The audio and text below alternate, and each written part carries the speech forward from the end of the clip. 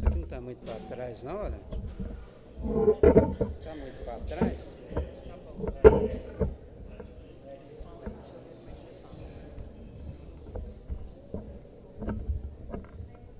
Nossa Senhora, gente do céu. Ventinho de Deus. Apertou demais isso aqui, ué. Nossa Senhora.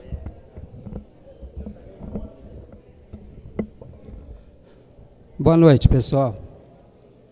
Hoje nós estamos sem o Joãozinho aqui, então nós estamos apanhando aqui um pouco. Boa noite a todos. Eu quero só dar um recadinho, é que nós estamos com as inscrições abertas do COEM. COEM é o Centro de Orientação e Educação Mediúnica, né? O COEM é a nossa porta de entrada para quem quer ingressar aqui nas fileiras de trabalho, porque a nossa instituição, ela tem uma característica assim, muito doutrinária, né? Então, o nosso foco aqui é o estudo e a assistência espiritual. Essa assistência espiritual é baseada na prática da mediunidade. E para a pessoa participar dessa prática mediúnica, ela tem que fazer o COEM. São 2 anos, é um curso de 2 anos. Não é um curso assim para fazer médium, né? Mas é para dar condições para que a pessoa, para que a mediunidade, ela possa assim, aprender a usar a mediunidade, né, quando aparece, mediunidade ostensiva, psicofonia, psicografia. Então, o estudo é muito importante para proporcionar conhecimentos básicos, fundamentais, para que a pessoa possa usar a mediunidade com equilíbrio, né? Porque muitas das vezes a mediunidade surge assim, às vezes provocando um certo desequilíbrio, né? Porque é uma coisa, imagine só, né, uma pessoa que vai servir de intermediário, de instrumento entre o mundo espiritual e o mundo encarnado, não é verdade? Então, até que ela possa assim, se situar ali diante dessa faculdade, então ela precisa de orientação, precisa de estudo, precisa de um treinamento. Então, o COEM é para isso, né? E então nós estamos com as inscrições abertas. O COEM vai ser dia 7 de fevereiro, terça-feira. Esse ano começa o de terça-feira, porque nós temos o de terça e o de sábado. Cada ano começa um. Esse ano, 2012, as inscrições abertas para a terça-feira, que vai começar dia 7 de fevereiro. 20 horas. Às 20 horas. Então, nós já estamos aí com fichas de inscrição, a pessoa pode fazer aí a qualquer momento e até no dia também. Tá? E outro detalhe é o encontro de evangelizadores, né? Só que esse eu já não sei, você sabe o dia que começa? Domingo já começa o 6h30? Domingo às 18h30 já começa no Pestalozzi o encontro de evangelizadores e educadores espíritas, né? Aí as inscrições são com a Nara Carlone, a Valdete, o pessoal aqui na Casa Rosa faz, certo?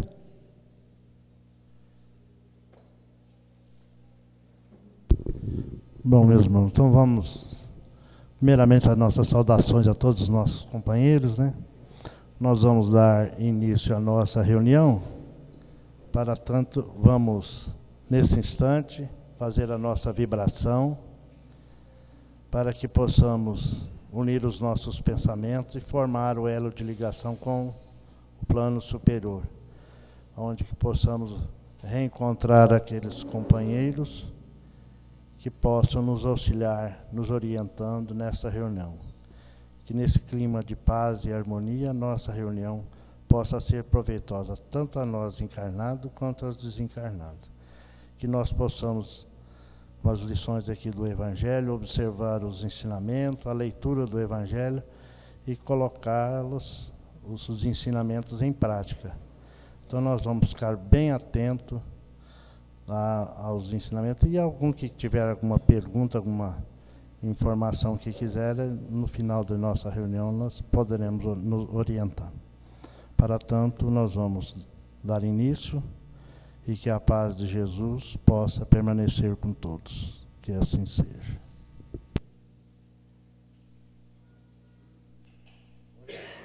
Hoje a Gleide vai fazer o estudo para nós, e ela está com a palavra. Gleide. Então, boa noite a todos. Vou fazer a leitura da página escolhida para o estudo de hoje. A indulgência. Espíritas, queremos vos falar hoje da indulgência.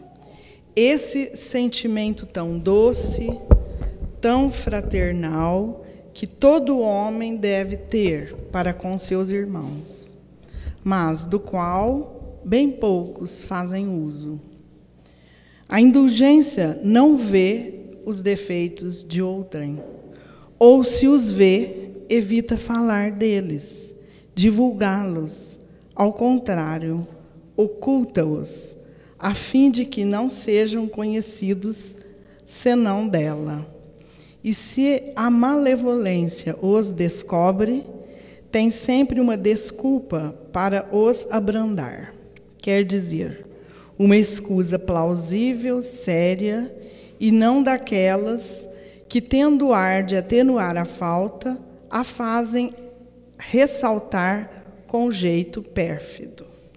A indulgência não se ocupa jamais com os atos maus de outrem, a menos que isso seja para servir, e tem ainda o cuidado de os atenuar tanto quanto possível.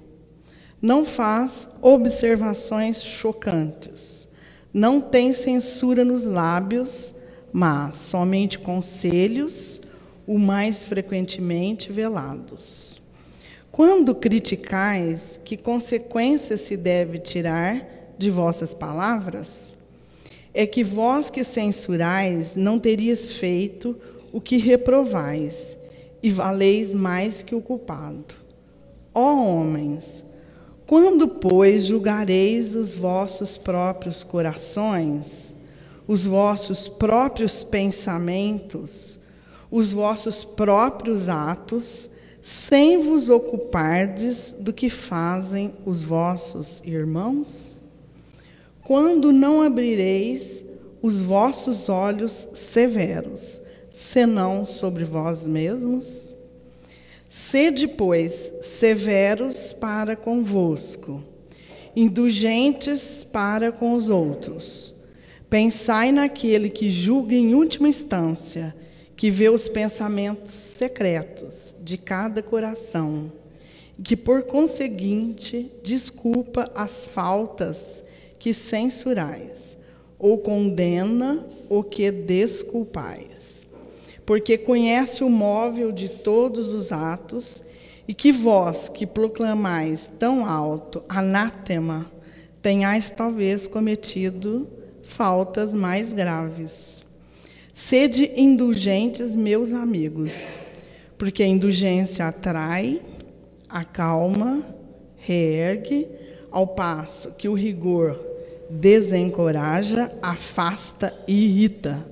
José, Espírito Protetor, Bordeaux, 1863. Então, este trecho é do capítulo 10, Bem-aventurados aqueles que são misericordiosos.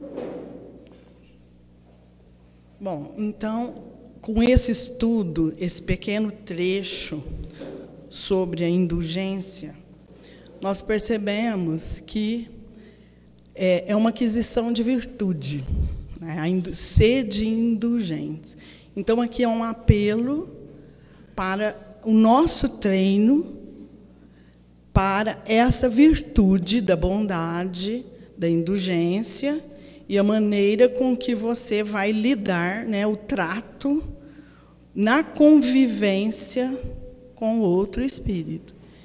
E esta palavra do Cristo, quando fala que bem-aventurados misericordiosos, que a misericórdia é exatamente isso, esse treino, a importância dessa decisão nossa agora, numa época que os tempos são chegados, nós temos que tomar uma decisão séria de prestar atenção realmente nos nossos espíritos.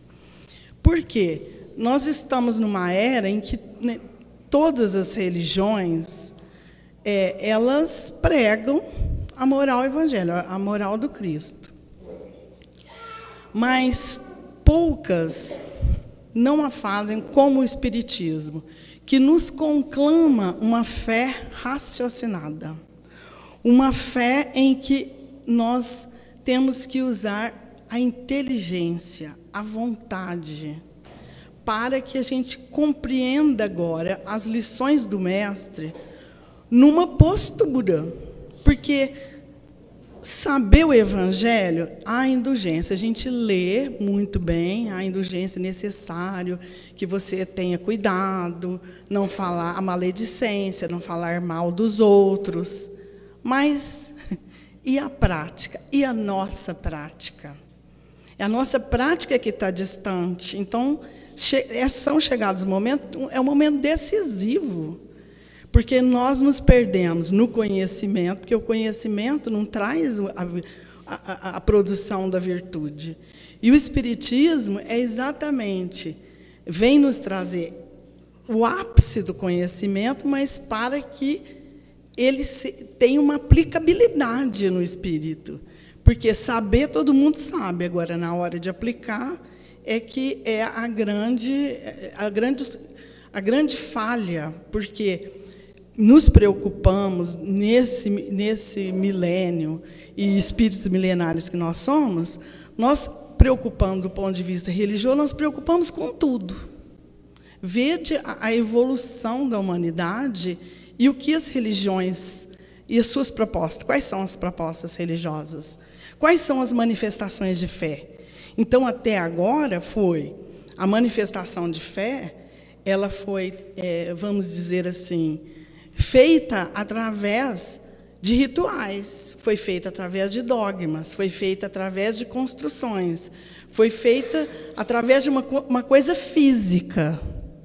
E agora é chegado o momento de aplicar esse conhecimento do Evangelho, da Boa Nova, em nós como espíritos. Mas, para isso, a casa espírita que busca fazer com que esse espírito adquira essa espiritualidade da existência, tem que elevar o nível consciencial das pessoas que se envolvem na casa espírita para atingir outros patamares, para avançar para a aplicabilidade desse Evangelho.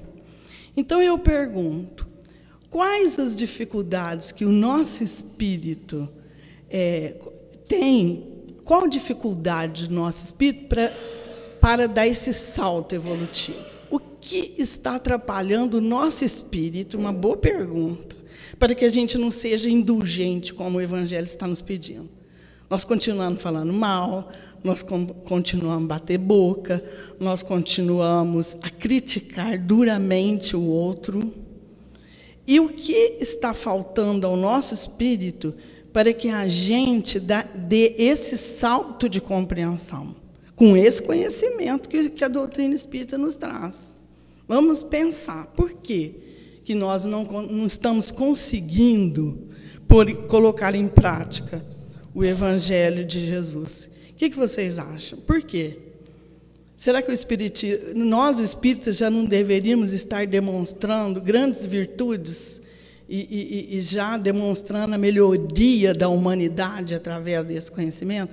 E por que ainda estamos vivenciando tantas,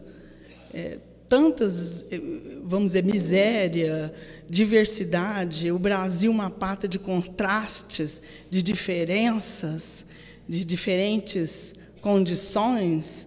Por que nós ainda estamos vivenciando tantas dificuldades?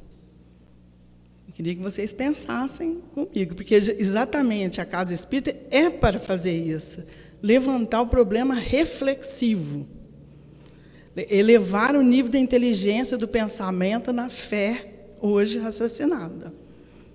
O que vocês acham? Porque falta desenvolver a indulgência, é o egoísmo que permanece dentro da gente. Que a gente acha que são os outros que estão errados, e nós queremos ser bons, mas, no entanto, criticamos às vezes os outros. Criticamos.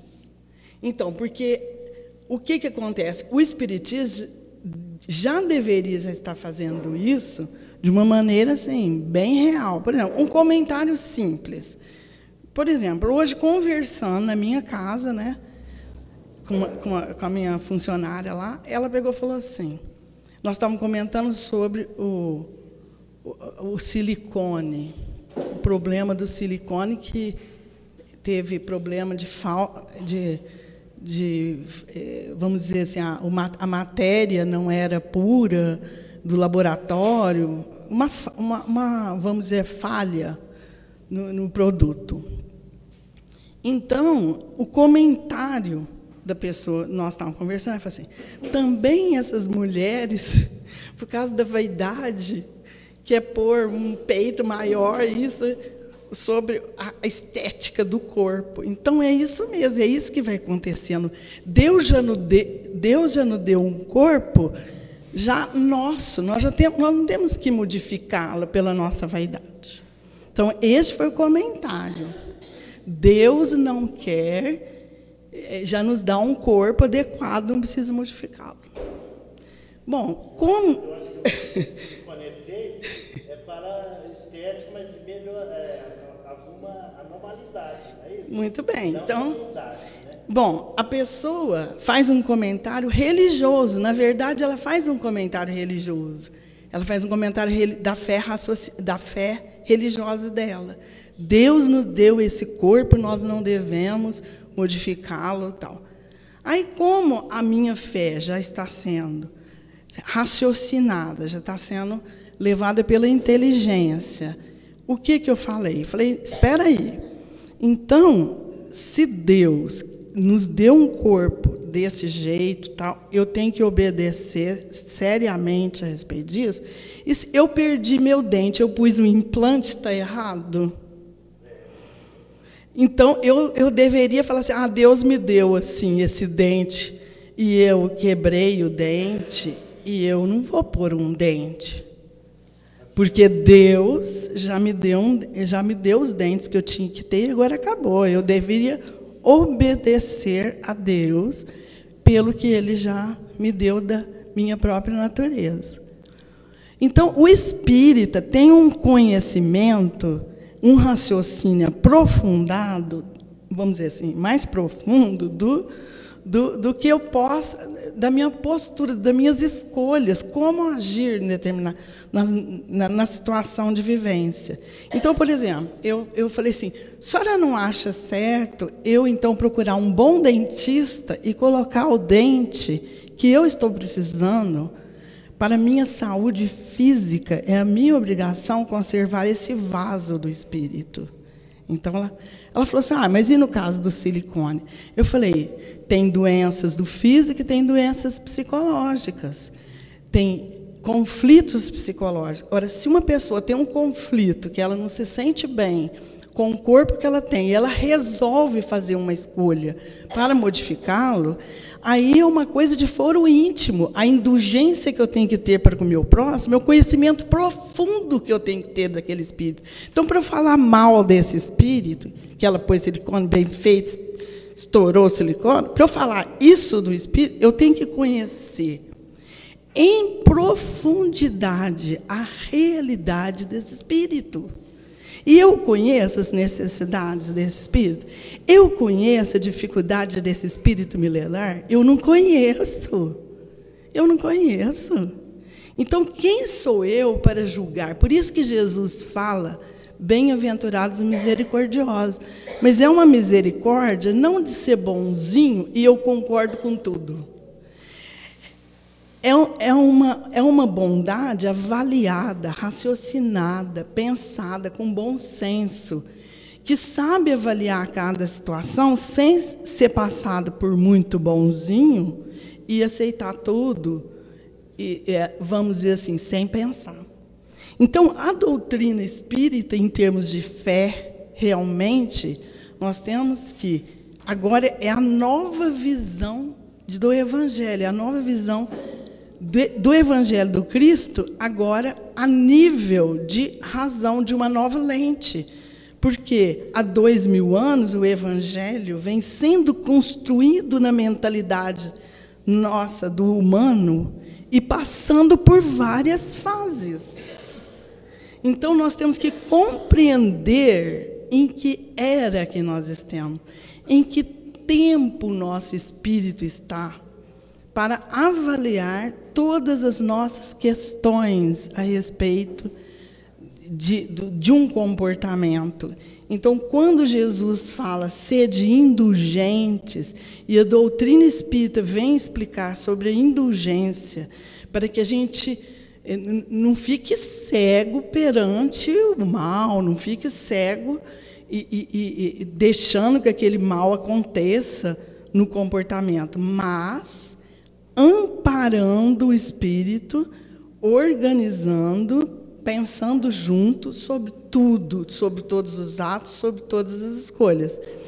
Porque o que não deixa o nosso espírito avançar, uma das grandes dificuldades nossas é a nossa vaidade, o nosso egoísmo, que você falou, porque a nossa mente ainda tão iludida pelo materialismo atual, que a nossa mente fica totalmente voltada para esse prazer do corpo, para tudo que a luta diária, para as conquistas materiais, que nós esquecemos da parte espiritual.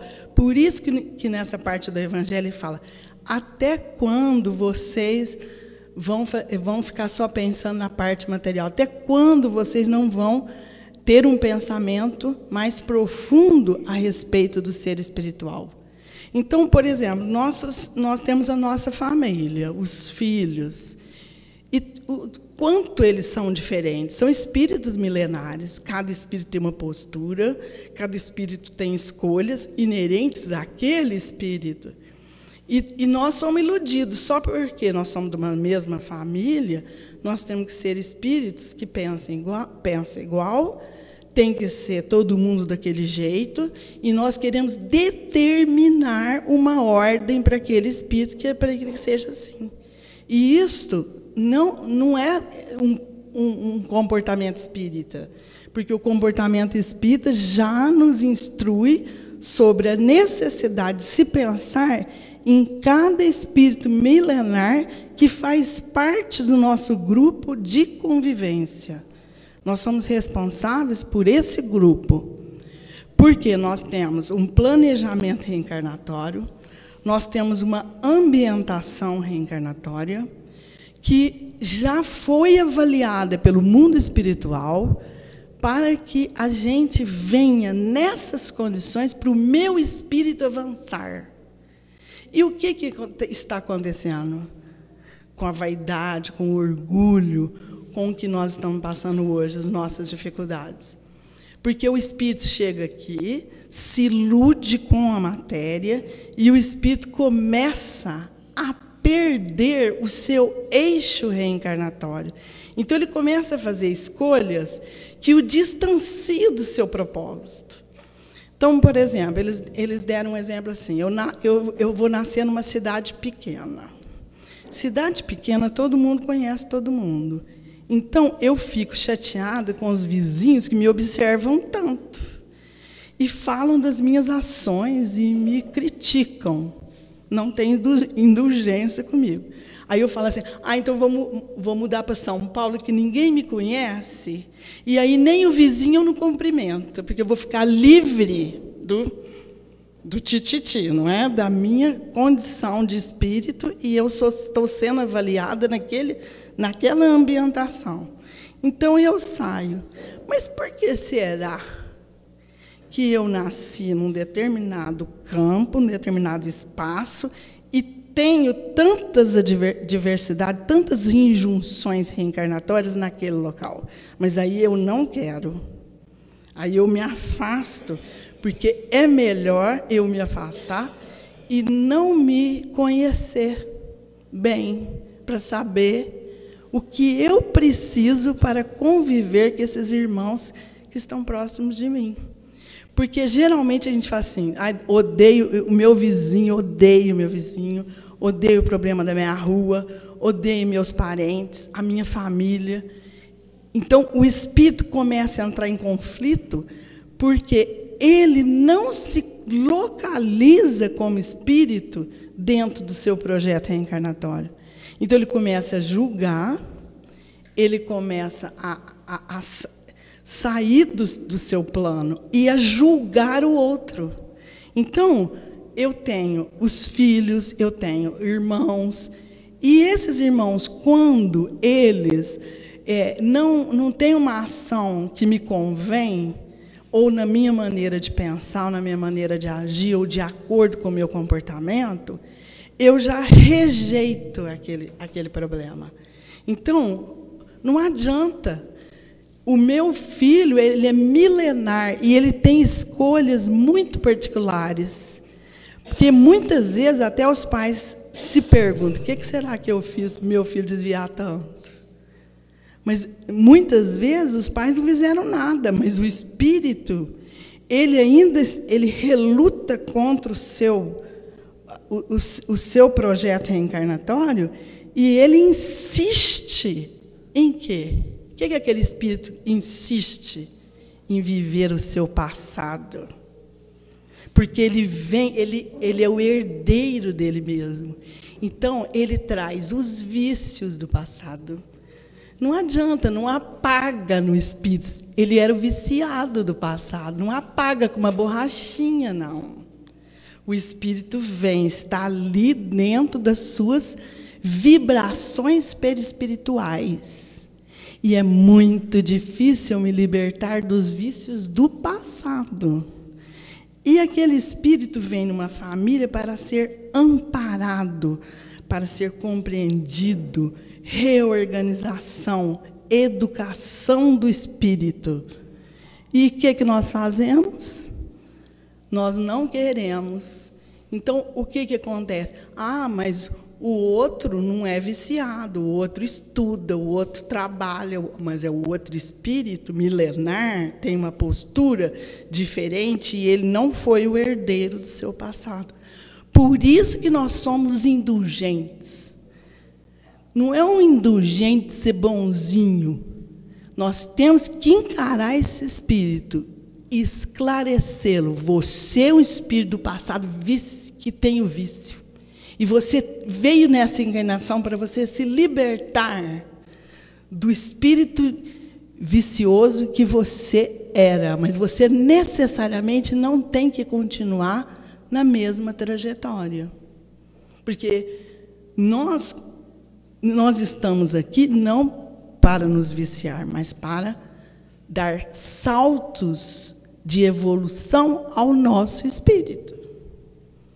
Então, o que acontece nesta encarnação? Quando nós temos esse conhecimento espírita, podemos esclarecer cada espírito dentro das suas dificuldades, porque ele já trouxe nessa bagagem, nós não podemos esconder desse espírito, ou ser bonzinho, deixa ele fazer o que ele quer. Não deixa, não. Por quê? Porque nós estamos agora na condição de pai para auxiliar esse espírito, porque Ou você também vem na condição de filho difícil e filho rebelde, que não quer aquele tipo de pai, não quer aquele tipo de mãe, e ele tem que vivenciar isso. Então, os maiores conflitos, os laços espirituais que mais chocam, estão onde? Na nossa ambientação reencarnatória. Mas o que acontece com o espírito? Ele quer fugir, ele quer se afastar desse projeto. E aí que o espírito entra em conflito e pode perder esta oportunidade reencarnatória.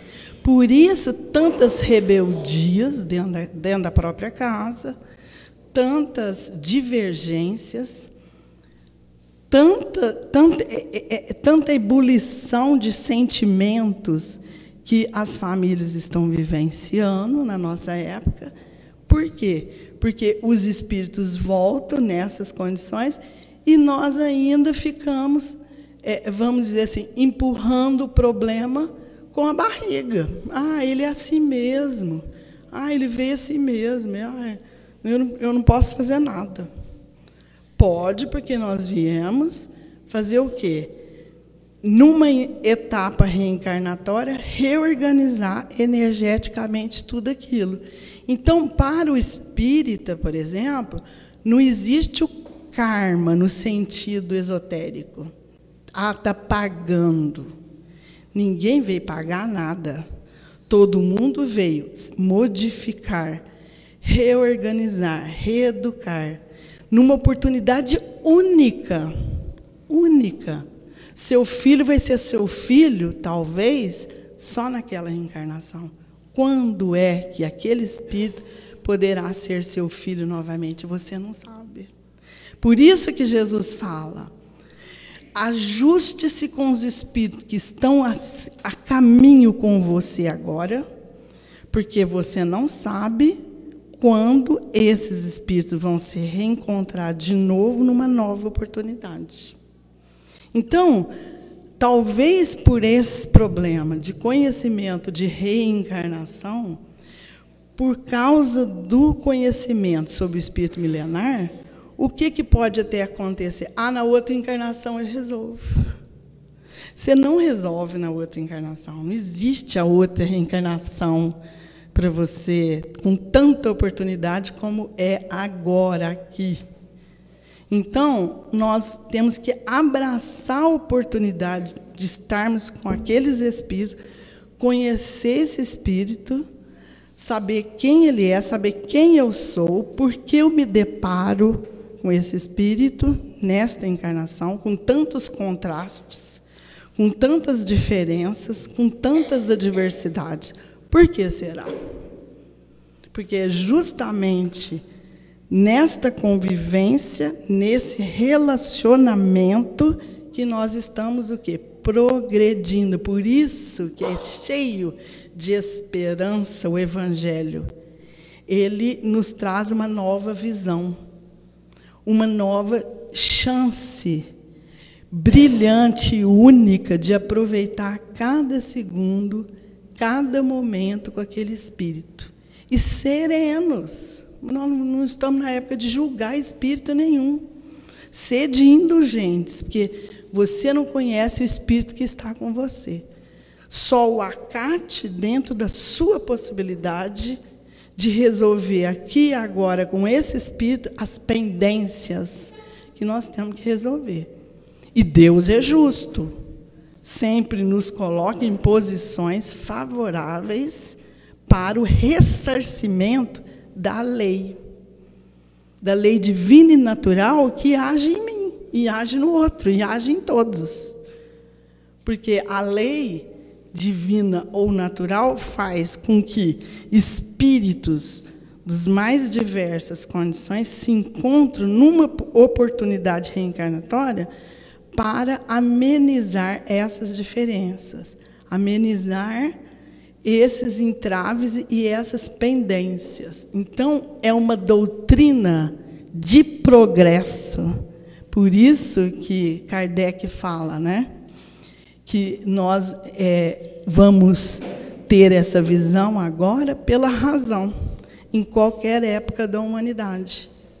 Então, nós vamos enfrentar todos os conflitos, todas as crises, todos os problemas agora, com essa visão serena de expectativas de progresso. Porque nós viemos para progredir, tal é a lei.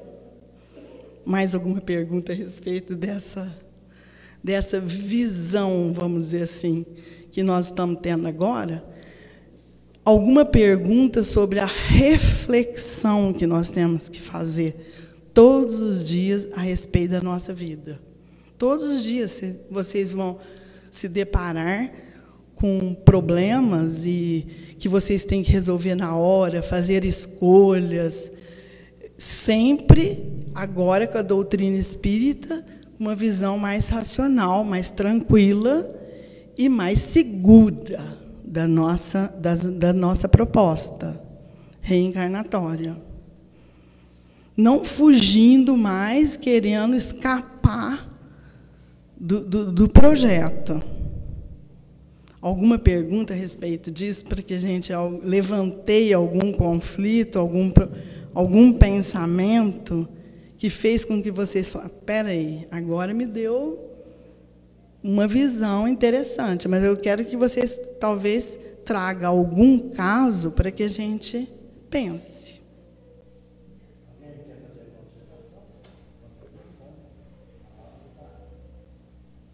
Faltam uns minutinhos.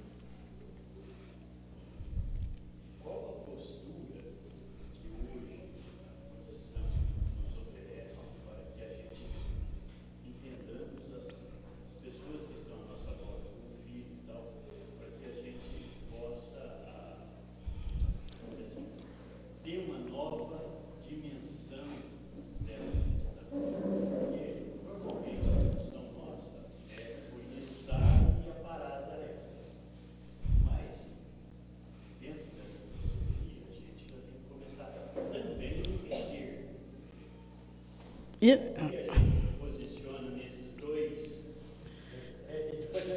Colaborando com as ainda tem mais uma.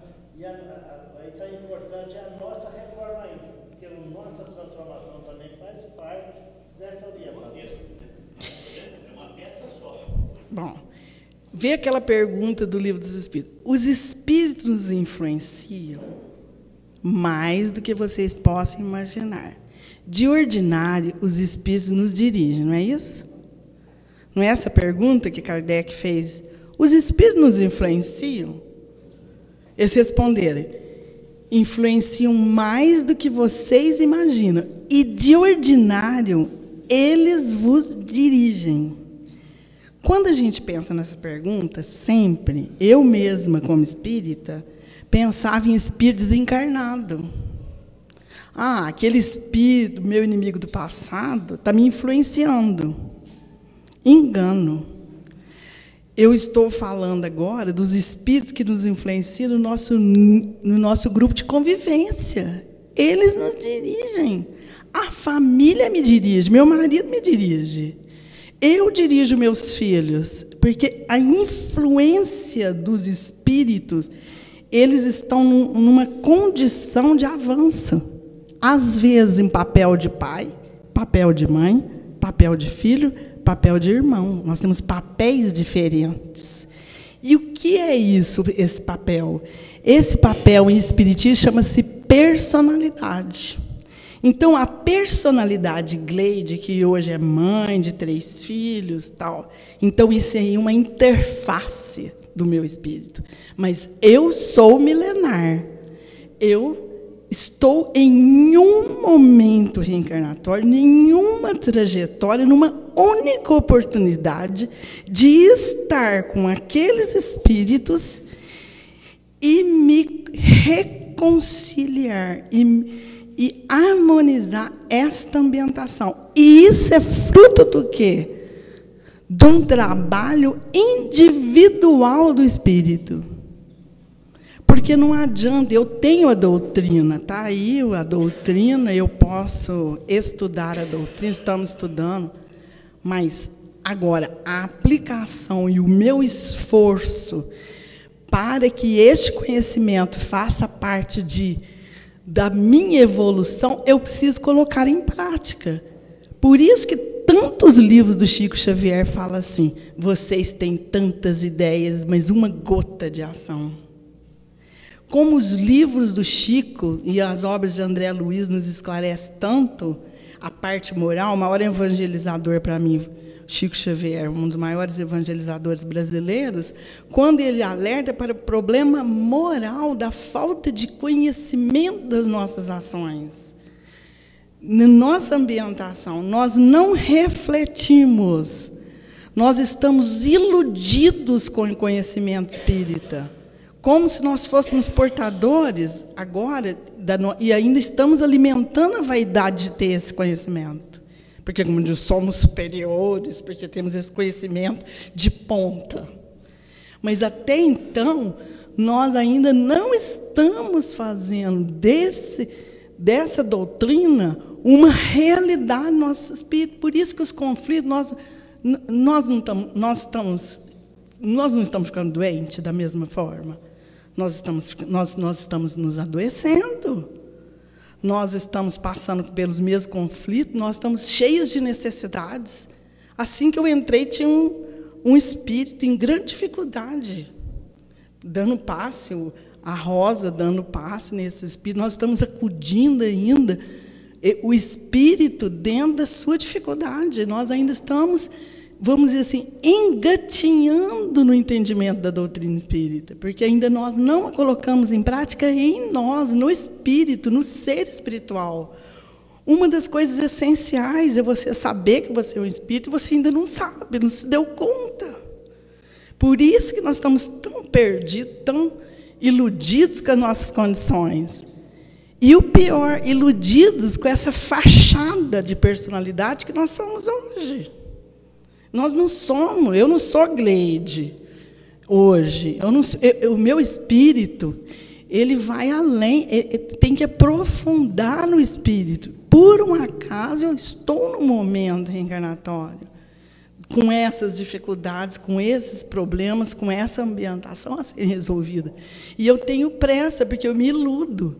E eu me iludo com a posição, com o cargo, com o poder, com o que eu vou adquirir, com meus bens. Eu fico iludida e perco a oportunidade de aplicar o Evangelho em mim, ouvir a reação da lei divina natural em mim.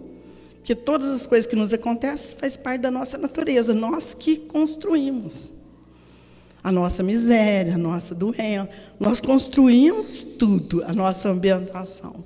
Nós somos os artífices do nosso progresso. Semeamos e colhemos. Acho que já deu horário. Bom, é uma discussão. Agradecemos a Gleide pelo seu trabalho.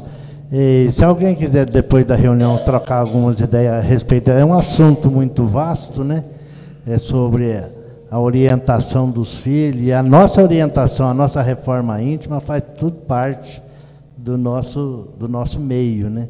A nossa transformação moral para darmos o exemplo, senão a gente não tem condição de orientar e dirigir os nossos irmãos. Então nós vamos passar a segunda parte da nossa reunião. Queria pedir aos colaboradores que se dirigissem à Câmara de Passe para dar sequência ao passe, e nós aqui permanecemos aqui em vibração e meditação.